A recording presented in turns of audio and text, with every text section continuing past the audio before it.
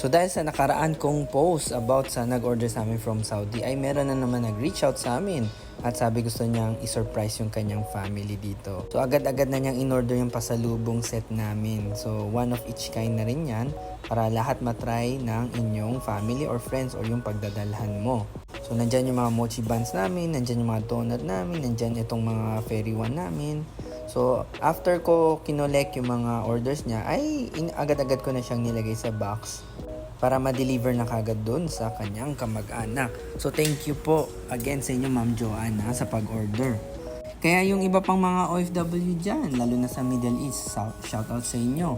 Mag-message lamang po kayo sa akin at i-surprise nyo na po yung family nyo dito sa Pilipinas. Lalo na yung mga hindi pa makakauwi, ay this is something to make them happy.